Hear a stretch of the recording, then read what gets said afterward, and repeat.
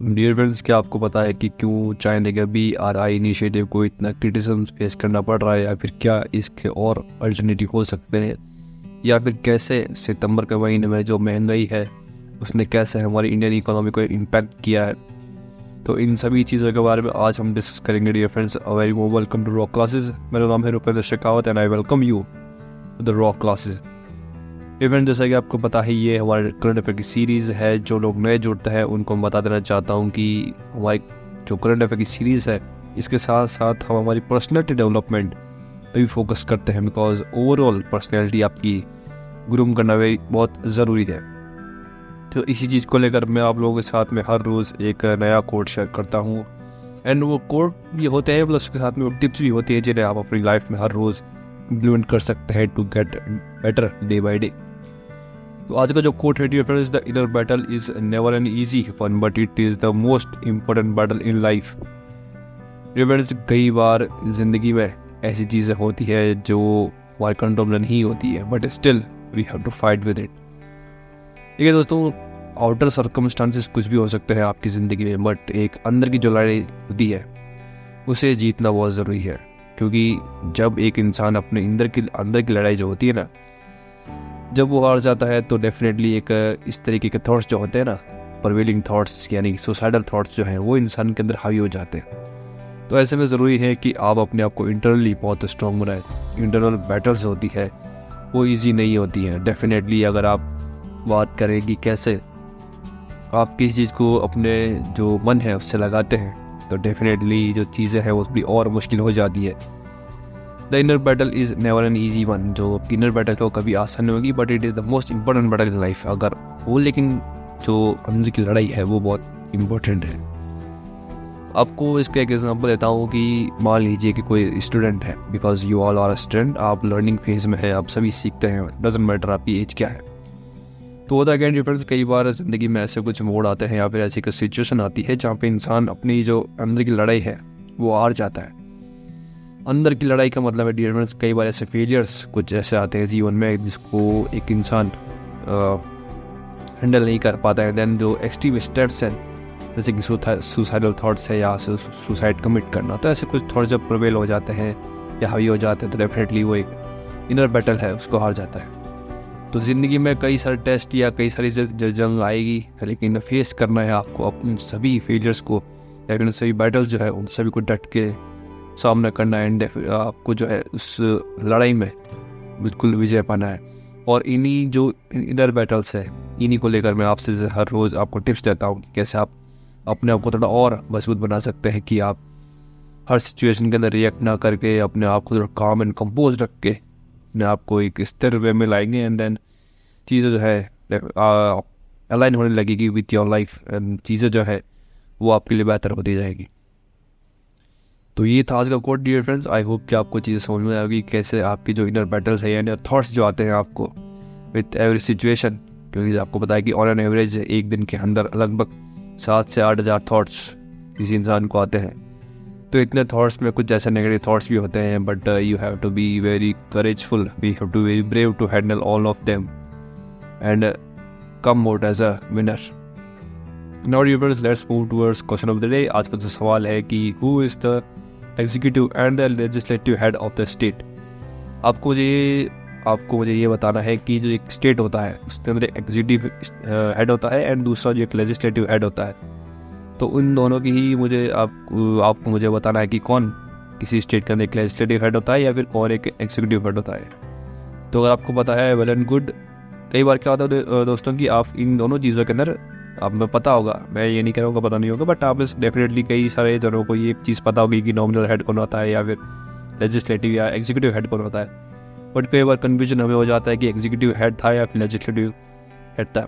तो अगर आपको पता है, वेल एंड गुड। अगर आपको नहीं पता है तो आप थोड़ा इसको रिसर्च कर लीजिए, दैन उसके बाद में अपना आंसर कमेंट बॉक्स में लीजिए। उसके बाद में क्या होगा कि आप जब आप आंसर लिखेंगे तो आपको आंसर तो क्लियर होगा ही, बट उसके साथ साथ जो कन्फ्यूजन है कि लेजिस्लेटिव या एग्जीक्यूटिव हेड, वो कन्फ्यूजन भी दूर हो जाएगा। तो ये था आज का सवाल दोस्तों। Now let's move towards articles. आज है 19 अक्टूबर एंड आज का जो हमारा पहला आर्टिकल है, the BRI at 10 some hits many misses. अब जैसा कि आप अपनी जो स्क्रीन है उसके बैकग्राउंड में देख सकते हैं, मैंने एक मैप लगाया है कि कैसे चाइना के जो अलग अलग सिल्क रूट्स हैं या फिर जो ट्रेड रूट्स हैं वो मार्क किए हुए हैं। उनमें से एक है न्यू सिल्क रोड और एक है जो ब्लू लाइन में है मैरीटाइम सिल्क रोड, और एक ग्रे में जो है वो है चाइना पाकिस्तान इकोनॉमिक कॉरिडोर या दैट इज सीपैक।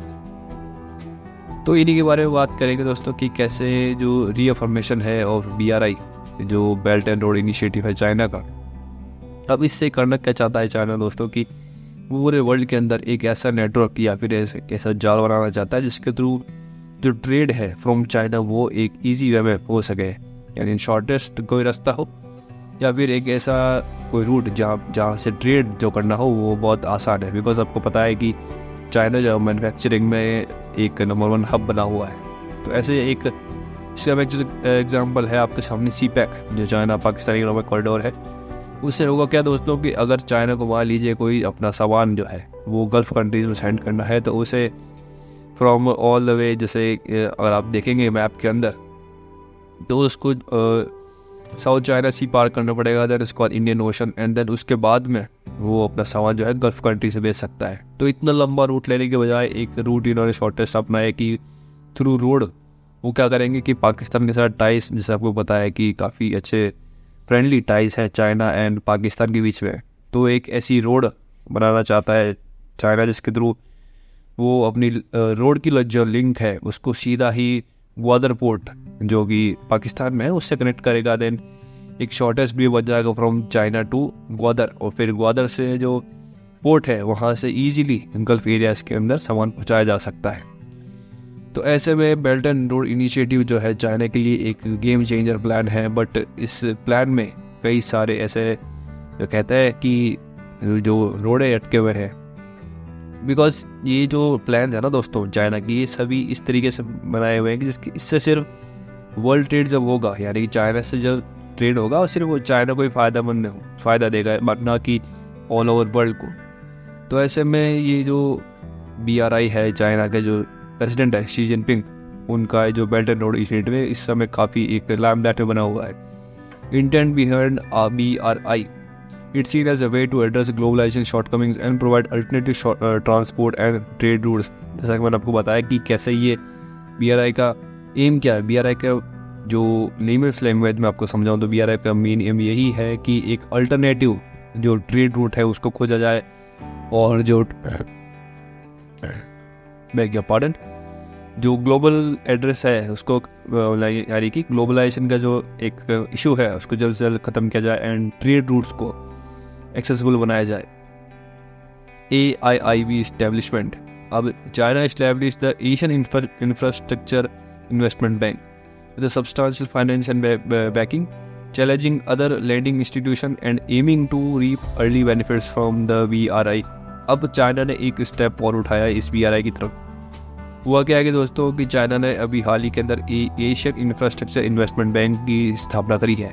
अब इससे जो भी एक लोन जो पास करेगा चाइना वो BRI के अंदर इन्वेस्ट करेगा। देन जो BRI से जो भी इनको इनकम होगी उस इनकम से ही जल्द से जल्द वो जो लोन लिया था उसको जल्दी से जल्दी रीपे करने की कोशिश की जाएंगी। तो एक अर्ली बेनिफिट की ओर चाइना देख रहा है कि कैसे एक एशियन इंफ्रास्ट्रक्चर बैंक जो है इन्वेस्टमेंट, अब इन्वेस्टमेंट बैंक का मतलब यही है कि जो आसपास की कंट्रीज़ हैं, जो भी साउथ चाइना सी के आसपास की कंट्रीज़ है या नेबरिंग कंट्रीज है चाइना की, उनके थ्रू इन्वेस्टमेंट लेने की कोशिश करेगा चाइना। एंड देन जो भी लोन उनसे लेगा या इन्वेस्टमेंट होगा, अब इन्वेस्टमेंट कोई क्यों करता है, ताकि इंटरेस्ट के लिए, और वो इंटरेस्ट पे करने के लिए चाइना जल्द से जल्द वो जो लोन लिया है उसने या फिर जो इन्वेस्टमेंट आई है बाकी देशों से वो उसको अपने जो BRI है उसके अंदर खर्च करेगा। एंड देन वहाँ से जो पैसा आएगा थ्रू डिफरेंट ट्रेड्स, उस जो पैसे को वो एज ए इन्वेस्टमेंट या फिर एज ए इंटरेस्ट पे करेगा बाकी कंट्रीज को।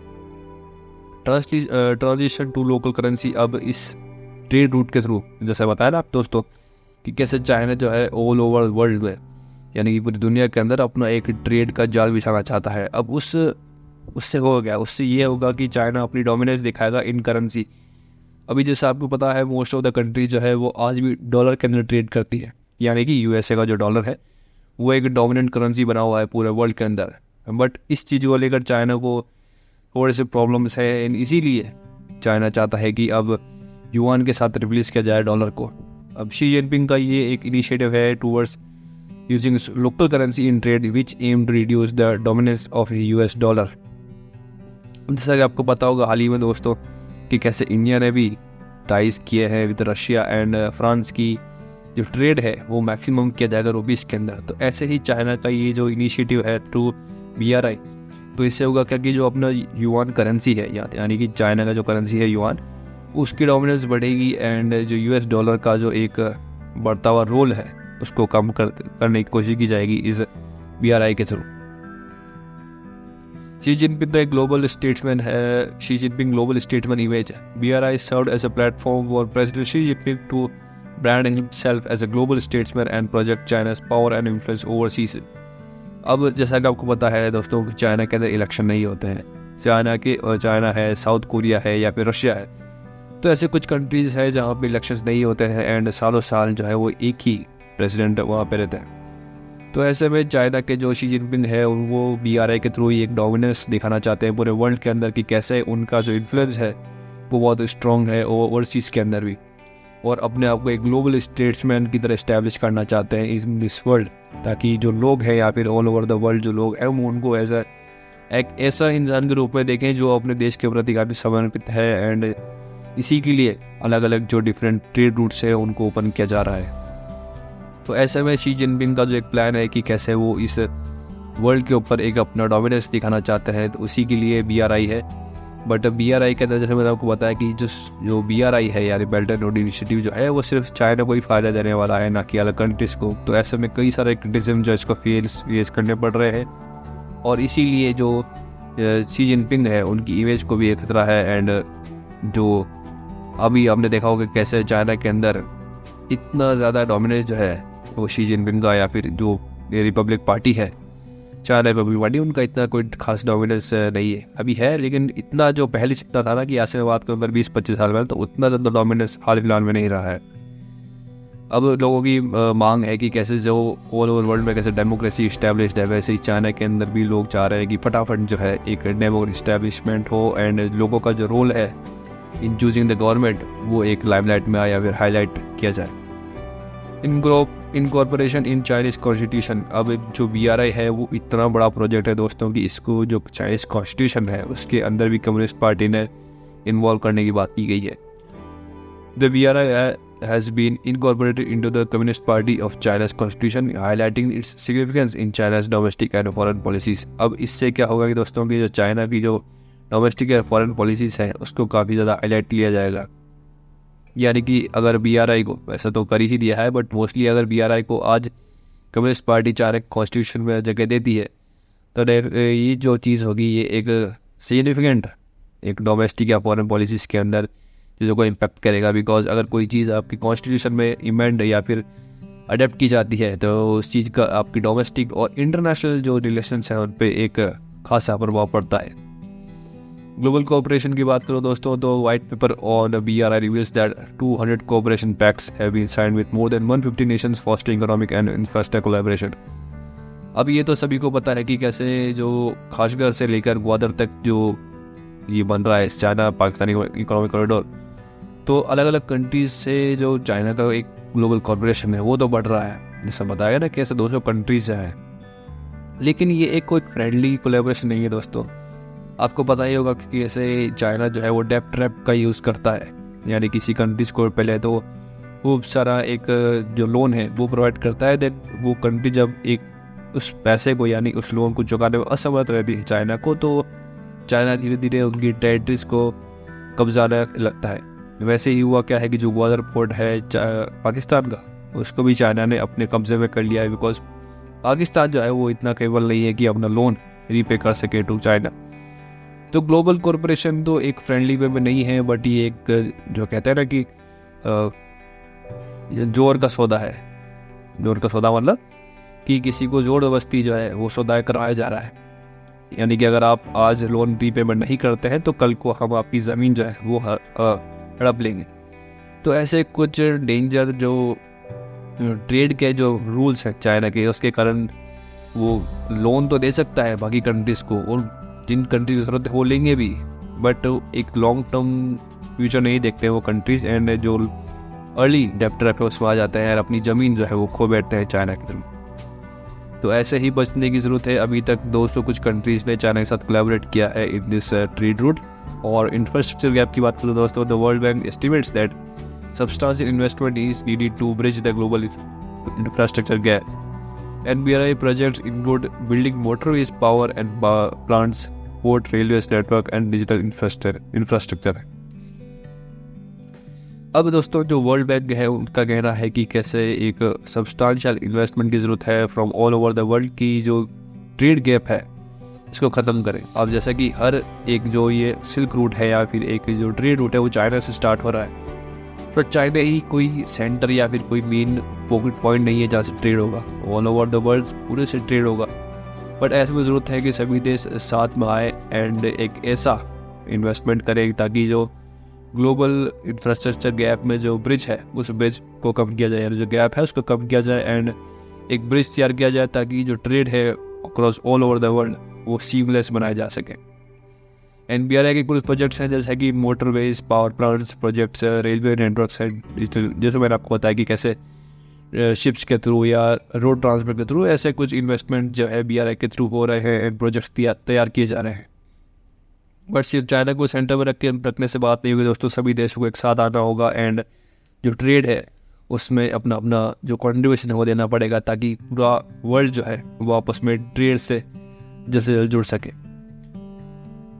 और बात करूँ दोस्तों तो अनसेवरी रियलिटीज़, जो रियलिटीज़ है वो यही है कि there are economical damage, disputes over payouts, labour unrest and displacement of people which have tarnished the reputation of BRI। अब BRI की जो पहली जो मैंने आपको बताया कि क्यों एक ख़राब दौर से गुजर रहा है BRI, वो पहला तो यही है कि चाइना की जो डोमिनेंस है हर जगह दिखाने का, उस वजह से BRI को इतना क्रिटिसिज्म फेस करना पड़ रहा है। प्लस इकोलॉजिकल डैमेज है, इसके साथ में डिस्प्यूट ओवर पे आउट्स, जो लोग काम करते हैं उनका पे आउट्स को लेकर इशू चल रहा है, लेबर का अनरेस्ट है, साथ में डिस्प्लेसमेंट ऑफ पीपल, जो लोग उस प्रोजेक्ट के एरिया में रहते हैं उनको डिस्प्लेस कर देना वहाँ से एंड उसके बाद उन लोगों को नई ज़मीन न देना, और साथ ही में ऐसी कुछ और रीज़न की वजह से जो BRI है वो इतना क्रिटिसिज्म का सामना करना पड़ रहा है।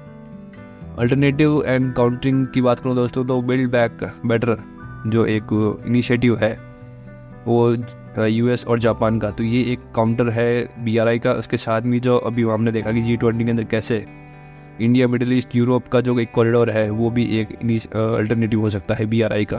जैसे मैंने आपको बताया ना कि पूरे वर्ल्ड को एक साथ आना पड़ेगा थ्रू अलग अलग इन्वेस्टमेंट जो है उनके थ्रू या फिर अलग अलग इनिशिएटिव के थ्रू, ताकि वर्ल्ड ट्रेड जो है उसको सीमलेस बनाया जा सके। तो उसी के अंदर China and United states and Japan का एक इनिशिएटिव है better world initiative, build back better world initiative, that is B3W, and India, middle east, Europe का जो कॉरिडोर एक अलग इनिशिएटिव है IMEC। ये एक ऐसा इनिशिएटिव है जो टक्कर दे सकता है BRI को एंड इन फ्यूचर इससे भी बड़ा यानी BRI से भी बड़ा एक प्रोजेक्ट बन सकता है। तो ये था आज का पहला article dear friends. I hope कि आपको समझ में आएगा कि कैसे BRI जो है ये एक वर्ल्ड थ्रेट बना हुआ है अभी थ्रू डिफरेंट रीजन, और इसके क्या अल्टरनेटिव हो सकते हैं। कुछ तो प्लान ऑलरेडी रोलिंग में है जैसे कि B3W एंड IMEC, लेकिन ज़रूरत है थोड़े और इससे भी ज़्यादा कुछ ऐसे प्रोजेक्ट्स की जो और वर्ल्ड के अंदर ट्रेड को इनकरेज करें। नाउ अगला आर्टिकल फिर डियर फ्रेंड्स, फियर फैक्टर। जैसे मैंने आपको बताया कि कैसे सितंबर के माह के अंदर जो महंगाई है वो इम्पैक्ट हुई है हमारी इंडियन इकोनॉमी को। डियर फ्रेंड्स, इन्फ्लेशन जो है वो 5% से कम होता हुआ नज़र आया है सितंबर महीने में, जो कि 7.44% था जुलाई के अंदर। अब ये टॉपिक जो है वो इकोनॉमी को लेकर है दोस्तों, हमारे जो देश की अर्थव्यवस्था है उसको लेकर। तो मैं आपको इतना कुछ डीप में समझाने की जो है उसके लिए एक हमको अलग वीडियो बनानी पड़ेगी, बट अभी जो है आपको एक ऊपर से जस्ट दे रहा हूँ कि इसका मतलब क्या है या फिर कैसे जो है महंगाई इस महीने के अंदर वो चेंज हुई है सितंबर में। जैसे हमने देखा था ना कि कैसे एक टाइम ऐसा था बीच के अंदर जहाँ पे टोमेटोज़ की जो प्राइस थी वो आसमान में थी, मतलब बहुत हाई ज़्यादा। एक नॉर्मल जो पीपल है या एवरेज मिडिल क्लास जो इनकम के लोग हैं उनके लिए तो नामुमकिन हो गया था एक टमाटो को परचेस करना। But at the same time हम देखते हैं कि आफ्टर सम टाइम जो सितंबर के महीने में प्राइसेस के अंदर काफ़ी ड्रॉप देखने को मिलता है। तो इसकी क्या वजह थी, इसका क्या कारण हो सकता है, इसके बारे में डिस्कस करेंगे आज। और ज़्यादा डीप में जाने की आपको भी ज़रूरत नहीं है, आपको सिर्फ एक जस्ट या फिर एक आपको पता लगना चाहिए कि हमारी इंडियन इकोनॉमी के अंदर चीज़ें हैं वो कैसे चेंज हो रही है।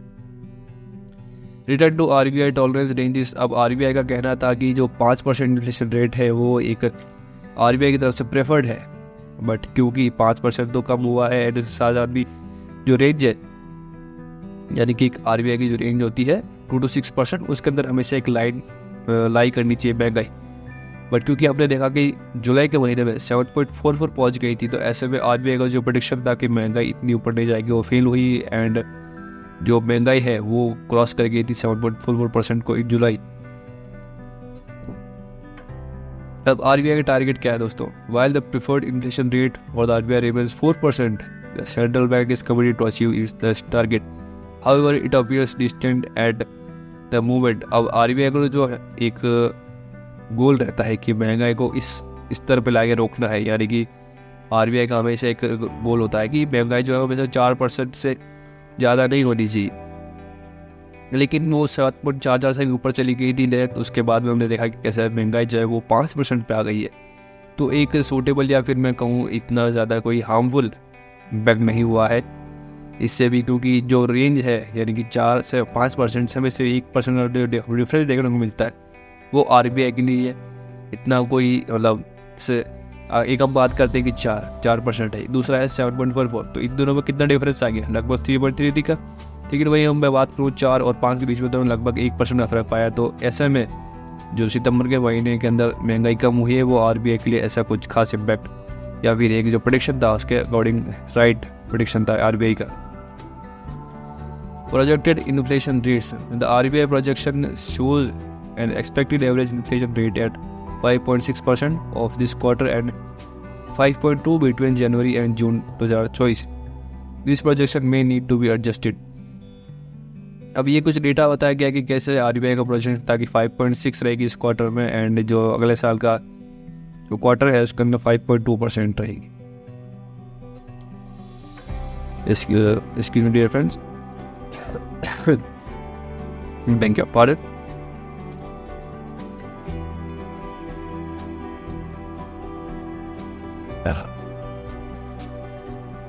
अब ये देखा था हमने कि कैसे RBI का एक मैंडेट था या फिर RBI का जो एक एस्टिमेट था। अब बात करते हैं इंटरनेशनल एस्टिमेशन की। इंटरनेशनल मॉनेटरी फंड और वर्ल्ड बैंक ने भी कुछ अपने प्रेडिक्शन दिए थे कि महंगाई किस स्तर पर रहेगी। इनका कहना था कि 5.5% और 5.9% दिस मंथ, बट इससे भी कहीं ज़्यादा हमने कम किया महंगाई को, एंड जो प्राइजेस थी इसके कारण जो महंगाई है वो 5% पर आगे रुकी सितंबर माह के अंदर। फैक्टर्स बिहाइंड सितंबर इन्फ्लेशन। अब जो महंगाई है सितंबर के महीने उसके क्या रीजन रहे, यानी दोस्तों जो 5% या फिर मैं बात करूँ सितंबर के महीने की, तो ये इतना ज़्यादा क्यों लाइमलाइट में रहा है?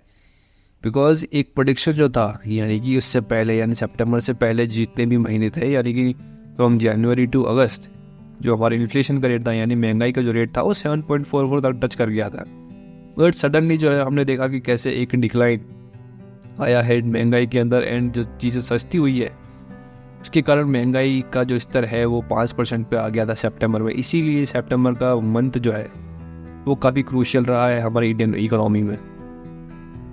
अब इसके कुछ फैक्टर्स भी हैं, क्योंकि हमें जानना ज़रूरी है कि क्यों जो चीज़ें हैं वो सस्ती हो गई थी या फिर जो महंगाई है ओवरऑल इस देश के अंदर वो कम हो गई थी सितंबर में। September's 5% inflation was partly influenced by base efforts from the previous year's high inflation and sharp decline in volatile prices of tomatoes, vegetables and LPG price cutouts. अब आपको पता होगा जैसे मैंने आपको इस आर्टिकल का शुरुआत में एक एग्जांपल दिया था कि कैसे जुलाई तक जो टोमेटोज़ की प्राइस थी वो काफ़ी ज़्यादा थी, हाई थी, लगभग 200-250 रुपीज़ पर केजी। बट उसके बाद में देखा कि हमने धीरे धीरे चीज़ें जो है वो कंट्रोल में आई, and from the month of September tomatoes थे वो अपनी नॉर्मल रेंज जो है 60-70 रुपीज़ पर केजी के आसपास आ गए थे। तो ये भी एक रीज़न था कि महंगाई क्यों कम हुई, प्लस के साथ साथ में जो सेंट्रल गवर्नमेंट के जो इनिशिएटिव था कि LPG प्राइसेस जो है उनमें कट किया जाए। अब कई जगह पे जो प्राइस थी वो 1100 रुपीज़ थी एक सिलेंडर की, बट उसके बाद में हमने देखा कि कैसे 400 या 500 रुपीज़ पर सिलेंडर पे कम किए गए थे जो सेंट्रल गवर्नमेंट है उनके द्वारा। एंड ऐसा नहीं कि सभी को मिला है, बट जो बेनिफिशियरीज थे उनको तो डेफिनेटली इस चीज़ का फ़ायदा मिला है। एंड जो सिलेंडर था उन सभी के लिए 500 या 600 रुपीज़ से जो है कम किया गया था। तो ये कुछ रीज़न थे जिनके कारण सितंबर महीने के अंदर हमने देखा कि क्यों महंगाई इतनी कम हुई थी। फूड इन्फ्लेशन, अब मैं फूड इन्फ्लेशन की बात करूँ तो दोस्तों, तो लगभग जुलाई और अगस्त में 6.6% रही थी सिर्फ फूड इन्फ्लेशन, या फिर जो खाने से जो महंगाई होती है, यानी खाने की जो महंगाई होती है इसकी बात करूँ तो। बट स्टिल जो सीरियल या फिर स्पाइस जो थे उनका इन्फ्लेशन जो 11 या 23% तक रहा। तो जहां हम बात करें एक तरफ कि कैसे टमाटर सस्ते हुए थे या सिलेंडर सस्ते हुए थे, वहीं दूसरी तरफ जो कुछ ऐसे सीरियल्स या स्पाइसेस हैं उनकी जो प्राइस है वो लगभग डबल से भी ज़्यादा बढ़ी थी, यानी 11% and 23.1%। Rural and urban inflation के अंदर भी काफ़ी फ़र्क रहा है दोस्तों, बिकॉज रूरल जो गाँव के जो इलाके होते हैं वहाँ पर इतना कुछ खासा फूड प्रोडक्ट्स का जो यूसेज नहीं होता है। वो होम ग्रोन जो चीज़ें होती हैं उन पर ज़्यादा बिलीव करते हैं एज़ कम्पेयर टू अर्बन। जो शहरी लोग होते हैं वो हर चीज़ को, जैसे हमने देखा ना कि कैसे लोग जो है जोमेटो से, स्विगी से ऑर्डर करते रहते हैं, एंड जो खाना जो होता है वो कई ज़्यादा कंज्यूम होता है in urban areas compare to rural. Because जो गांव के लोग होते हैं या जो रूरल के लोग होते हैं वो अपना खेत के अंदर ही अपने जो खाने की चीज़ें होते हैं या वेजिटेबल्स होते हैं वो उगा लेते हैं, एंड देन उनका जो कंजम्पशन है वो काफ़ी कम होता है। वही जो सिटी के लोग हैं, हमने देखा कि कैसे लेट नाइट क्राइविंग्स लोगों को होती है। तो ऐसे में कि जिस इंसान को एक दिन में 3 बार खाना चाहिए, 2 बार खाना चाहिए, ऐसे में इंसान जो है शहर के अंदर नॉर्मली 5 से 6 बार खाना खा लेता है। ऐसे में जो चीज़ें हैं वो कंजम्पशन जो है वो कहीं ज़्यादा होता है सिटी के अंदर। होलसेल प्राइस इंडेक्स की बात करूँ दोस्तों तो showed significant spikes in prices for pulses and onions in September, which could impact retail prices। अब जैसा कि मैंने आपको बताया कि कैसे पल्सेस कुछ ऐसी चीज़ें थी, यानी पल्सेस थी या फिर जो सीरियस थे, इनकी प्राइसेस में इजाफा देखने को मिला था। वही जो फ्यूल प्राइसेस हैं वो कंट्रोल में रही थी, क्योंकि global oil and gas price जो है वो राइज हुई थी, significantly putting pressure on producers. अब ऐसे में कुछ चीज़ें कम भी हुई है, तो कहीं हम देखने को मिल रहा है कि चीज़ें जो है महंगी हुई है, जैसे कि सीरियल पल्सेस है या फिर जो ग्लोबल ऑयल है उसके अंदर भी काफ़ी हमें उछाल देखने को मिला था। तो इस तरीके से जो है इस महीने का, यानी सितंबर महीने के अंदर जो एक महंगाई है वो बैलेंस पे रही, यानी 7.7% जो हाईएस्ट था कि इन्फ्लेशन का हाईएस्ट है।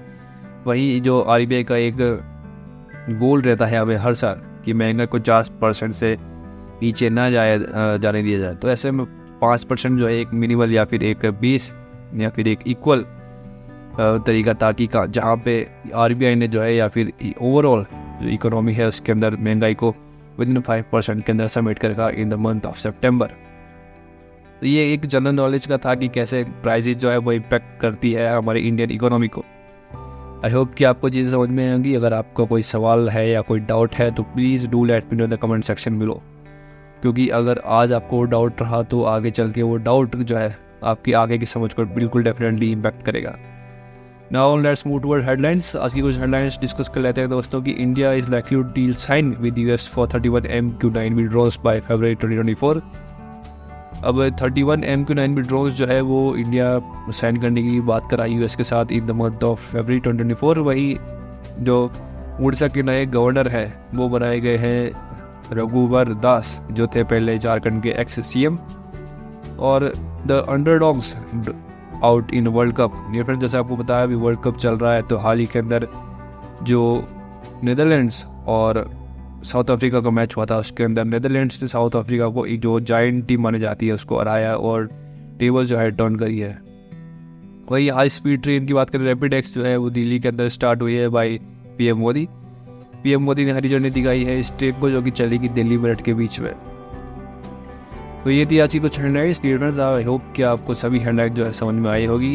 या that's it, that's today's episode of rock classes. Video को लाइक नहीं किया तो please do like it. Comment कर दीजिए अपना फेवरेट पार्ट या फिर अपना आंसर्स को, एंड उसके बाद में शेयर कीजिए इस वीडियो को अपने सभी दोस्तों और फैमिली मेम्बर के साथ। सब्सक्राइब कर दीजिए चैनल को अभी तक नहीं किया है तो, एंड सपोर्ट कीजिए रॉक क्लासेस को। एंड आपका कोई सवाल है, कोई डाउट है, कोई भी सजेशन है तो please do let me know in the comment section below. So yeah, that's it. This is Rupendra Shekhawat signing off. Jai Hind, and I'll see you in the next one.